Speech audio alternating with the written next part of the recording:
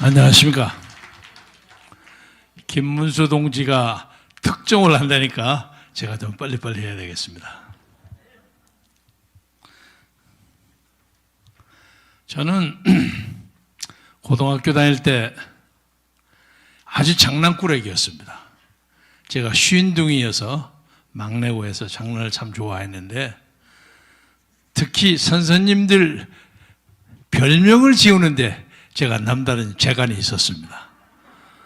그래서 저에게 역사를 보는 눈을 가르쳐 주신 윤양현이라는 아주 사투리를 많이 쓰는 역사 선생님이 한 분이 계셨는데 그분은 국사와 세계사를 동시에 가르칩니다. 국사를 가르칠 때는 반을 쫙 갈라가지고 여기서 국사 설명하고 또 옆에서 세계사를 설명하고 세계사를 하면 여기서 세계사하고 그때 한국에서 무슨 일이 있는가 국사를 설명하고 그래서 제가 고등학교 1학년 때부터 역사를 균형 있게 보는 안목을 가졌습니다. 아주 위대한 스승인데 예를 들자면 서기 한 20, 30년 전에 예수님이 태어나셔서 선교를 하시고 그러다가 이제 AD 1년, 서기 1년부터 한 300년 동안을 무지무지한 순환을 당하다가 드디어 기독교가 로마의 콘스탄티누스 대제의 밀라노 칙령에 의해서 서기 313년에 공인이 됐습니다. 그래서 이제 포교의 자유를 얻게 되는데 그게 313년이 걸렸습니다. BC 서기 전을 빼놓고 그걸 한참 설명하면서 그때 우리나라에서 뭐가 일어났는지 아느냐? 이래요. 그때 우리나라에서는 고구려 미천왕 15년이었습니다.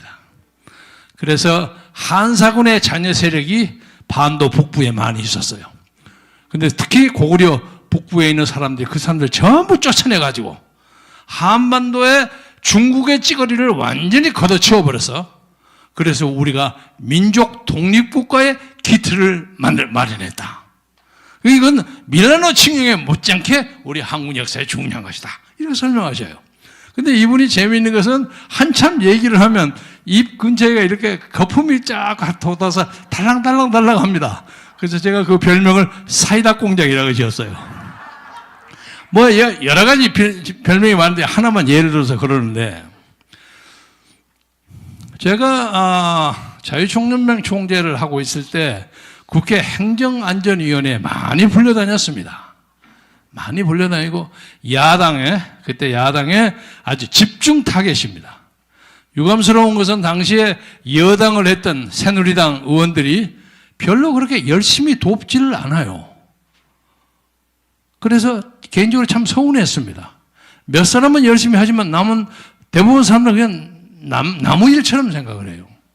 그런데 야당 하는 사람들이 무지무지하게 공격을 하는데 예를 들면 여러분 표창원 의원 아시죠? 내일 모레 이제 그만두는 사람. 그 사람이 저를 가지고 법인카드 20만 원을 가지고 성형수술을 했다고 저를 공격을 했어요. 그래서 내가 점을 어디서 뺐냐? 그래서 지금도 제가 내용증문서를 보내놨습니다. 너 사과해라. 사과 안 하면 내가 법적인 수속을 하겠다 하고 해놨어요. 근데 아직 안 해요. 근데 이 사람이 성미가 좀 급해서 표창원이라는 게 표창이라는 거 알죠? 2조 때 탁 던지면 사람 잡는 거. 근데 그 표창인지 원자가 있어서 좀 그 표적이 너무 멀어서 근데 찍어도 잘 가끔 헛찍는 경우가 더 많이 있어요. 이재정 의원이라는 여자 있죠? 이 양반은 실컷 와서 저를 질문을 계속 하는 거예요. 그러면 의원님 저 답변 나올 거면 답변은 내가 질문 다 하고 난 다음에 답변해 주세요. 그리고 실컷 한 5, 6분 질문해놓고 답변 필요 없습니다 하고 나가요. 세상에 이렇게 기가 막히게 저도 국회에서 몇 년 살았다 했던 사람인데 그런데 그 중에서도 무소속했던 어떤 사람 하나가 나와가지고 제 존경하는 선배님이신데 발언도 못하고 이렇게 해서 좀 억울하실 것 같아서 제 시간을 4분 드릴 테니까 4분 동안 말씀을 해 주십시오. 그래서 내가 이 아무개 의원의 시간을 얻어서 4분 동안 설명을 했어요. 근데 그 사람이 싸가지가 있어서 이번 전라북도 남원에서 당선한 이용호 의원이 유일하게 그 사람입니다. 그래서 그때부터 그 사람 잘 될 줄 알았어요. 그런데 제가 주로 그때 공격을 당했던 얘기가 이제 본론에 들어가는데 제가 이 탄핵 반대 운동을 쭉 하면서 이 탄핵 문제에 대해서 원상복귀를 시키지 않으면 이 역사가 유례없는 정치적 혼란에 갈 것이다. 그리고 문재인 대통령이 이런 식으로 하면 이 나라에 유례없는 정치적 재앙이 올 것이다. 이런 설명을 했어요. 그러니까 그걸 들은 이제 일반 국민들이 문자에다가 재앙을 붙였다고 해서 문재앙이라는 별명을 붙였어요. 그건 제가 만든 게 아니에요. 근데 그 의원들이 불러가고 당신이 문재인이라는 별명을 만든 사람 아니냐. 그래서 저는 문하고 문재인하고 재앙을 얘기는 했지만 갖다 붙이지는 않았단 말이에요. 제가 그래도 별명을 잘 만드는 사람인데. 그런데 요새 보니까 국민들이 문재인이라는 이름을 붙여가지고 그것을 김경재가 만들었다고 얘기한 게 일리가 있었구나 하는 생각이 듭니다. 지금 이 나라는 문재인 대통령이라는 사람에 의해서 유례없는 한국 사회의 정치적 재앙을 직면해 있습니다. 맞죠? 정말 큰 일이에요. 선거 부정 문제에 대해서는 여러 가지가 많이 밝혀졌고 또 우리 김문수 지사가 조금 이따 민경호 의원하고 같이 말씀하신다니까 제가 좀 그건 생략하겠습니다만은 문제는 제가 걱정하는 것은 전 세계의 사람들이 한국에 부정선거가 있었다는 것을 전부 인정하고 있습니다. 정말 부끄러운 일입니다. 아니 한국 놈들은 어쩌 그러면서 선거를 저렇게 조작한단 말이냐. 예? 얼마 전에 한국산 무슨 기계가 아프리카 어디에 수출돼 갖고 선거 부정 조작에 사용됐다는 그런 보도가 있었죠.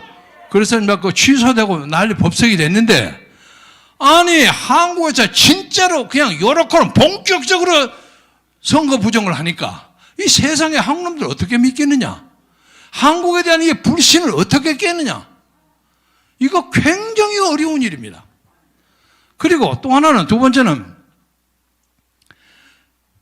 정치를 잘못했다, 경제정책을 잘못했다, 누구를 반대자를 단합했다 이런 많은 여러 가지 위정자들의 잘못에도 불구하고 잘못 중에서 가장 큰 잘못이 선거를 부정하는 겁니다. 3.15 부정선거가 4.19를 가져오지 않았습니까? 그렇죠?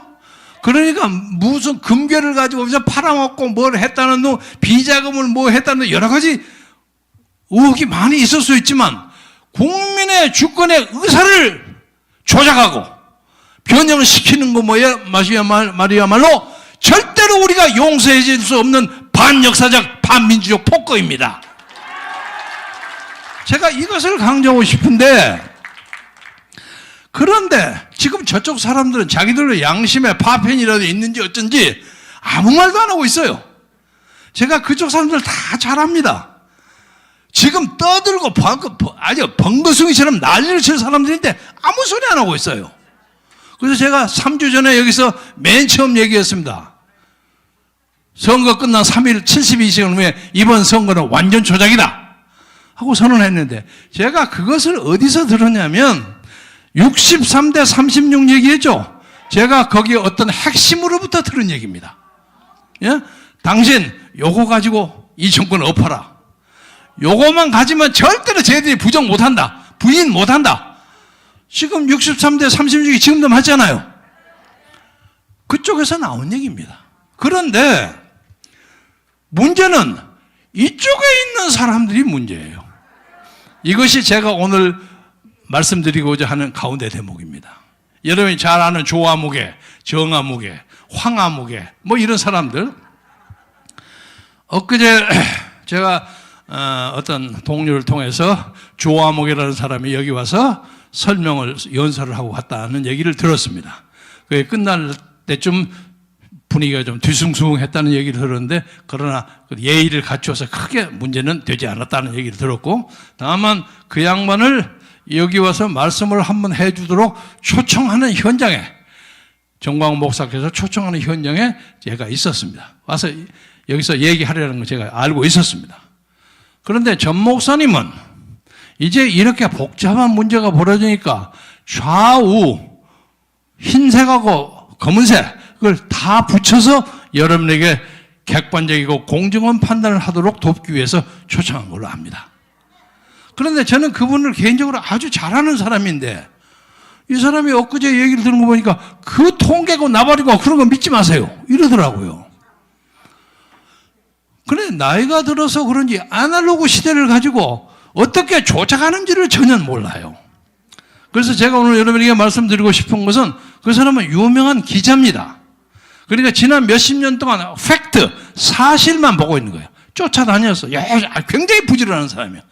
굉장히 부지런하고 그 탐색하고 끄적하고 책도 많이 쓰고 이런 사람인데 이 사람은 무엇을 못하느냐면 그 사실 배후에 있는 진실을 모르고 있는 거예요.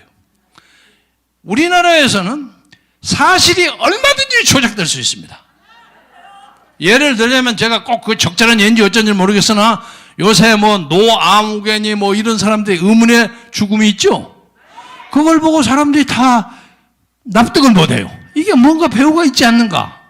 그런데 그것은 아직은 확실하게 얘기할 수는 없지만 언젠가 그 비밀도 폭로가 되리라고 생각합니다. 마찬가지로 지금 겉으로 보기는 멀쩡해요. 그 사람들 보기에는 그렇게 많은 선거 참관인이 있고 개표 종사원이 있는데 거기서 어떻게 그 짓거리를 한단 말이냐 이렇게 얘기해요. 그 사람들은 뒤에 앉아서 코드를 조작하고 탁탁 만들면 그것이 하나씩 싹싹 넘어간다는 그 기계적 방법을 모릅니다. 제가 뉴욕에서 당시에 민주화 신문을 11년간 만든 적이 있습니다. 그럴 때 요새 공병호 박사하고 이름이 비슷한 공병우라는 분이 계셔요. 안과 의사. 그 양반이 미국을 오셔가지고 자기 공병우 타이프라이터를 컴퓨터에 올려가지고 그것을 컴퓨터화했어요.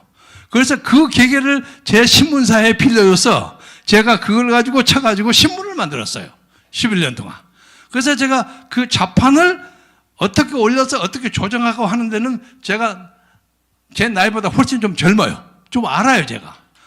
그러니까 카운팅하고 이렇게 계산하고 돌리는데 그거 하나씩 돌리는 거 문제도 아닙니다. 근데 이 사람들은 상상을 못 하는 거예요. 그래서 저는 이 부정선거의 문제는 절대로 감출 수 없게, 감추면 감출수록 터져나올 수밖에 없는 불가피한 역사적 필연성이 있고 이것이 새로운 역사를 끌어가는 중요한 전환점이 된다고 생각하는데 오늘 이 자리를 빌어서 제가 꼭 말씀드리고 싶은 것은 지금까지 혹시 개인적인 교만이라고 할까? 개인적인 권위의식이라고 할까? 이런 것 때문에 이번에 선거에 대해서 처음에 불쑥 말을 잘못했던 우리와 같이 있었던 동료들이 오늘 이 자리를 위해서 마지막으로 경고하겠습니다.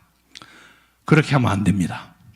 그리고 이 죄악이 말할 수 없는 죄악입니다.